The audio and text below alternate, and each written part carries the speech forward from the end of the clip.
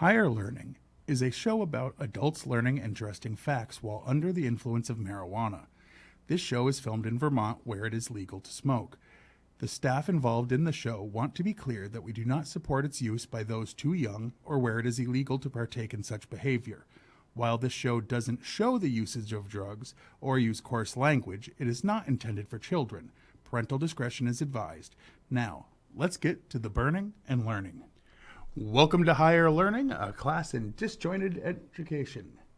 And, yes. And this week, well, for the people who don't know, might be watching for the first time, I will teach my son 25 facts on a topic while he is high on edibles. We live in a state where that's legal. And then a week later, he comes in sober, like this week, and I quiz him on those 25 facts. In all states, that's legal. Yes, and we are basically just trying to figure out if he's going to puff, puff, pass. Or puff, puff, fail. Usually it's the latter. Latter with T's. No, there's no ladders in this show. I knew you were going to do that. All right. So this is a quiz on 25 music facts that took place in the 80s. Not everything is 80s music, but these things all took place in the 80s. And they are music facts. Number 1. Ozzy Osbourne bit the head off of two doves where? On stage, during an interview, or in a meeting? An interview? In a meeting. Okay. He was trying to upset a record company person. Yeah. What year did MTV begin airing? Back when it was 24 hours a day of music. 81? Yes, okay. That is correct. Well, I had a 1 out of 10 chance. Frank, I was reading Fred? I was reading possible answers in my head and said the wrong thing. Frank Zappa's son Dweezil and his daughter Moon Unit formed what band? Fred Zeppelin, Three Dawn Night, or Punk Floyd? Fred Zeppelin. Fred Zeppelin. I kind of slipped because in my head, 4 streets were named after members of the Beatles. In which English town? Oh, I don't know English towns. Liverpool? Yes. Okay. So it's one that you knew. I don't know it. Well, Michael Jackson's Thriller album has sold how many copies, making it the greatest selling album of all time? 90 million, 110 million, or 125 million? What were the other two numbers again? 90 and 110. 90, 110, or 125? 125. No, 110. Okay. That doesn't sound right. I mean, it's correct. You're not, but the fact is, Frankie Goes to Hollywood's single Relax reached number 1 on the UK singles chart. It spent 41 weeks on the chart despite what problem? It wasn't allowed to play on a radio station. No. I don't remember. I don't remember. It wasn't allowed to be played on something. You're close enough, I'll give it to you. BBC. It's like the government-owned radio. Radio, okay, so But yes. government-owned radio. Other stations played it, or it wouldn't have been number 1. I didn't say all. I said a specific But being one. banned is what you should have come up with. But I'll give it to you anyway. Because I'm being nice. And correct. Nah. Michael Jackson won 8 Grammys in 1984. 7 for his album Thriller, and 1 for what? He read a book.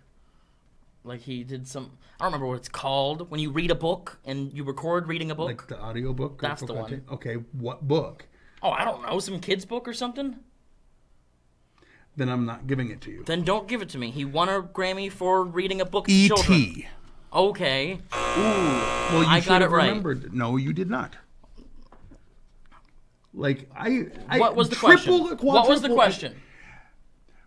He won 8 Grammys, 7 for Thriller, and 1 for what? An Reading audiobook. a book. Yes, an audiobook. That would be like saying an album for the other 7. No, you had to. The album was called Thriller. The audiobook was called E.T. whatever. I'm right. Who became the first woman in the history of the Billboard Hot 100 to have 4 singles from one album in the top 5? Are there options? No. Yeah. All right. Cyndi Lauper? Yes. Okay. I had to remind myself that this is supposed to be the 80s. I mean, it is.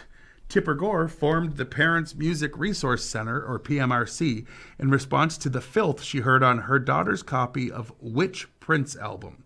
Sign of the Times, Purple Rain soundtrack, or Parade? Sign of the Times? Purple Rain. Okay. I don't know his stuff to be bad enough to warrant what she did, but whatever. I mean, he does have sexual lyrics a lot. But, so just don't buy it for your kids. But that's why she wanted the warning, so you knew not to. Or listen to it yourself and be a human being. Well, Stevie Wonder's music was banned in South Africa because the apartheid government was unhappy. He said this after, he dedicated his, sorry, I'm reading this weird. After he dedicated the Oscar he won for I Just Called to Say I Love You, to whom? Who did he dedicate it to that would make South Africa mad? I don't remember his first name. Mandela? I'll count that. Yes, Nelson Mandela. All right. Thank you, dumb internet things, for making me remember his name. Yeah, right? It's got an effect on you. You'd think that. Wham became the first Western pop group to perform where? Moscow, China, or Iran? Iran? No, China.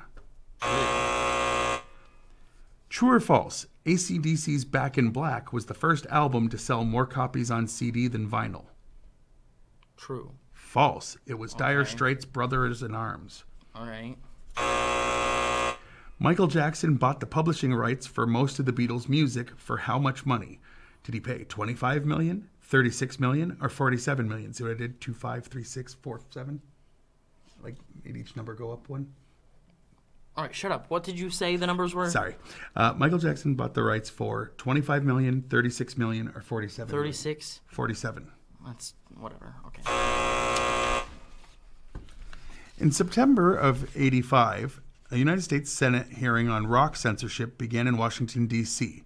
Dee Snider of Twisted Sister, Frank Zappa, and which other singer testified against the Parents Music Resource Center?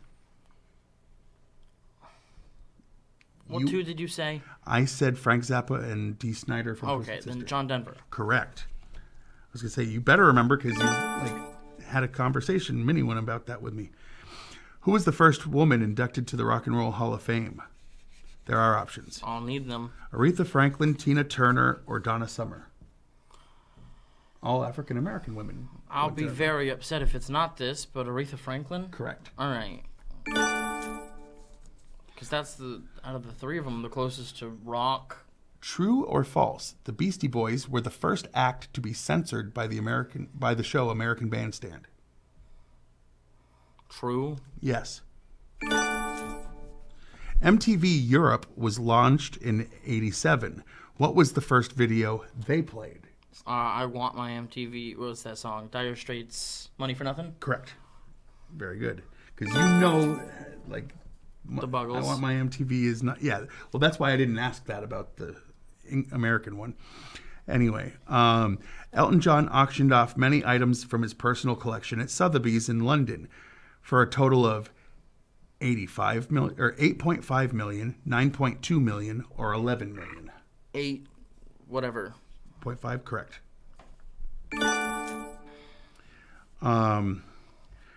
The teenager that Bruce Springsteen pulls on stage was the not yet famous Courtney Cox in which music video? Oh, I don't care. I don't know his music. See, the dumb one? See, I knew he knew that she was in the video, so I knew not to So he purposely told me that fact to not ask me that question? I wanted to ask you a question that you would learn something. It's not learning something if you knew it before the show. Oh, I think I'm better than you because I don't work the way you do song? Dancing in the Dark. Ah, that one. True or false? The opening guitar riff for Guns N' Roses' song Welcome to the Jungle was originally a warm-up scale that Slash used before shows. Oh, is this true or false? Yeah. Oh, then true. False. It what? was Sweet Child of Mine. Not Oh my Welcome to the Jungle. goodness. Listen to my words. I didn't hear the question, and then you're like... Then don't answer There it. wasn't a question. You just stated something. I said true or false. The opening riff... Oh my goodness. It's so stupid. Anyway, Robert Palmer's song Addicted to Love was originally intended as a duet with who? Morris Day and the Time, Chaka Khan, or Sheila E.? Shaka whatever? Chaka Khan, yes. Okay. Billy Joel's We Didn't Start the Fire is a history lesson in a song. Joel wrote it in response to what claim? What were people telling him that he wanted to kind of prove it's not true? Oh, I have no idea. It's easier. It was easier for him growing up in the 50s than the kids in the 80s. And his response was, well, we had this, and he shows all the way through that there was bad stuff and good stuff in every case.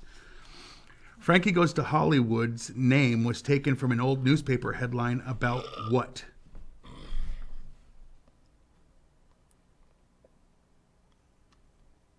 You responded to this fact last week. Oh, yeah, well. Frank Sinatra's movie career. It was a headline that said, Frankie Goes to Hollywood. Okay. John Cougar Mellencamp hated that he had changed his name to what stage name? Johnny Cougar. Correct. I also hate that. And Sledgehammer by Peter Gabriel is the most played video of all time on MTV and the most awarded song where? It got the most awards for what awards? There's basically two. The Grammys, but I know it's not that. No, it's the MTV Music Awards. Oh, I don't know that. Oh, the thing that happens every year and has since before you were born. That. I've never seen that. All right. Well, he got, 46 points. So he puff failed, and he's mad at me because he don't remember nothing. You ask stupid questions. He's like, why didn't you ask me the stuff I already knew? Why did you bring up the stuff I already knew? Because I knew I could ask you. Learn new stuff. You were supposed to learn new stuff. You only remembered the stuff you already knew. No. Anyway, we'll tune in next week with a different topic, and hopefully this time he'll pay some attention and be able to puff pass, but he's probably gonna Puff fail.